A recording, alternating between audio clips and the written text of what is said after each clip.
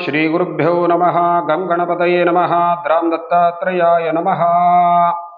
ಕನ್ಯಾ ರಾಶಿಯವರ ಮಾಸ ಭವಿಷ್ಯ ಮೇ ತಿಂಗಳು ನೋಡಿ. ಇನ್ನು ಮುಂದೆ ಸ್ವಲ್ಪ ಕನ್ಯಾ ರಾಶಿಯವರು ಯಾವುದೇ ವಿಷಯದಲ್ಲೂ ಕೂಡ ಸ್ವಲ್ಪ ಎಚ್ಚರಿಕೆಯನ್ನು ಹೆಜ್ಜೆ ಇಡೋದು ತುಂಬ ಒಳ್ಳೆಯದು. ಯಾಕೆಂದರೆ ವಿಶೇಷವಾಗಿ ಎರಡು ಗ್ರಹಗಳು, ಒಂದು ಶುಕ್ರ ಷಷ್ಠದಿಂದ ಸಪ್ತಮ ಸ್ಥಾನಕ್ಕೆ ಬಂದಾಗ ವಿಶೇಷವಾದಂಥ ಅನುಕೂಲತೆಯನ್ನು ನಿಮಗೆ ಕೊಡೋದಿಲ್ಲ. ಅದರಂತೆ ಭಾಗ್ಯಸ್ಥಾನದಲ್ಲಿರುವಂಥ ಗುರು ದಶಮದಲ್ಲೂ ಕೂಡ ಮಧ್ಯಮನಾಗಿರ್ತಾನೆ.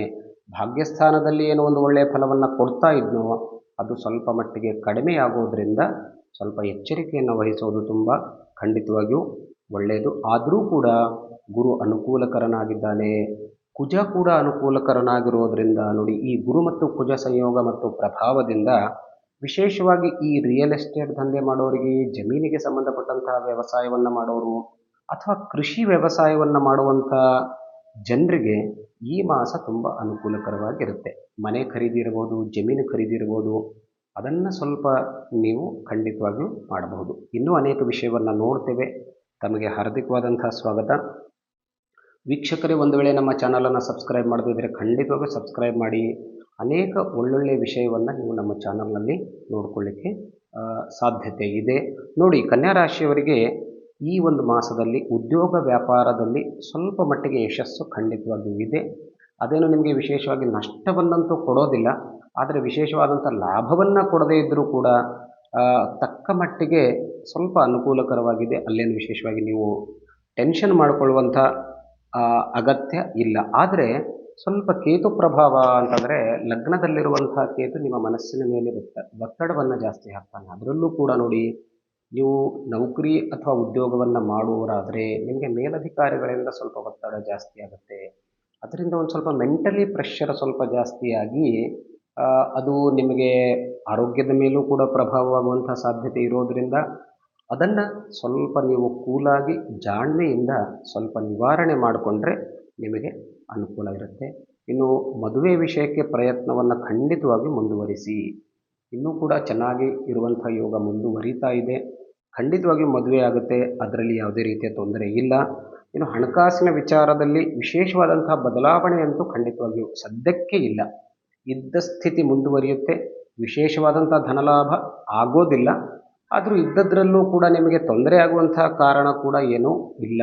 ಹಾಗಾಗಿ ಆರ್ಥಿಕ ಸ್ಥಿತಿ ನಿಮ್ಮದು ಚೆನ್ನಾಗಿ ಮುಂದುವರಿಯುತ್ತೆ. ಆದರೆ ಯಾವುದೇ ಒಂದು ವಿಶೇಷವಾದಂಥ ಪರಿಸ್ಥಿತಿಗೆ ತೀರ್ಮಾನವನ್ನು ತೆಗೆದುಕೊಳ್ಳುವಾಗ ಬಹಳಷ್ಟು ಎಚ್ಚರಿಕೆಯನ್ನು ವಹಿಸತಕ್ಕದ್ದು ನಾನು ಮೊದಲೇ ಹೇಳಿದ್ದೇನೆ.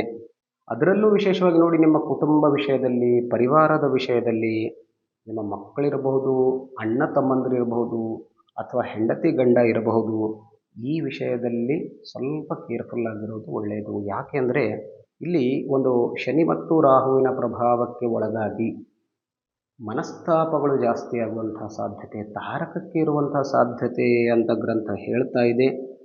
ಅದರಲ್ಲೂ ವಿಶೇಷವಾಗಿ ಗಂಡ ಹೆಂಡತಿ ಮಧ್ಯೆ ಅನಾವಶ್ಯಕವಾದಂಥ ಮಾತಿನ ಸಮರ, ಜಗಳ, ಮನಸ್ತಾಪ ಇದು ಹೆಚ್ಚಾಗುವಂಥ ಸಾಧ್ಯತೆ. ಅದಕ್ಕೆ ಪರಿಹಾರ ಅಂತಂದರೆ ನಮ್ಮ ಮಾತು ಮತ್ತು ಮನಸ್ಸನ್ನು ಸ್ವಲ್ಪ ಮಟ್ಟಿಗೆ ಕಂಟ್ರೋಲ್ ಮಾಡಿಕೊಳ್ಬೇಕು. ಇದ್ದ ಪರಿಸ್ಥಿತಿಯಲ್ಲಿ ನಾವು ಅದನ್ನು ನಿಭಾಯಿಸಿಕೊಳ್ಳಲಿಕ್ಕೆ ಪ್ರಯತ್ನವನ್ನು ಮಾಡಿಕೊಳ್ಳಿ. ಸ್ವಲ್ಪ ಅಶಾಂತಿಯ ವಾತಾವರಣ ಮುಂದುವರಿಯುತ್ತೆ ಕುಟುಂಬದಲ್ಲಿ. ಸೊ ಅದಕ್ಕೆ ಅದು ನಿಮ್ಮ ಆರೋಗ್ಯದ ಮೇಲೂ ಕೂಡ, ಯಾಕೆಂದರೆ ಆರೋಗ್ಯ ಸ್ಥಿತಿ ಕೂಡ ತುಂಬ ಸರಿಯಾಗಿರೋದಿಲ್ಲ. ಸೊ ಹಾಗಾಗಿ ಈ ವಿಷಯದಲ್ಲಿ ಜಾಗೃತಿಯನ್ನು ವಹಿಸಿ. ಬೇರೆ ವಿಷಯದಲ್ಲಿ ನಿಮಗೆ ಅನುಕೂಲತೆ ಇದೆ.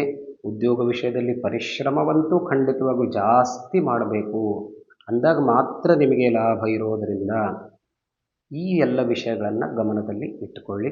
ಈ ಒಂದು ಮಾಸದಲ್ಲಿ ಒಂದು ರಾಹು ಶಾಂತಿ ಮತ್ತು ಶುಕ್ರ ಶಾಂತಿಯನ್ನು ಅಥವಾ ಅದಕ್ಕೆ ಸಂಬಂಧಪಟ್ಟಂತಹ ಜಪಗಳನ್ನು ಮಾಡಿಕೊಳ್ಳಿ, ಶಾಂತಿಯನ್ನು ಮಾಡಿಕೊಳ್ಳಿ, ಒಳ್ಳೆಯದಾಗುತ್ತೆ.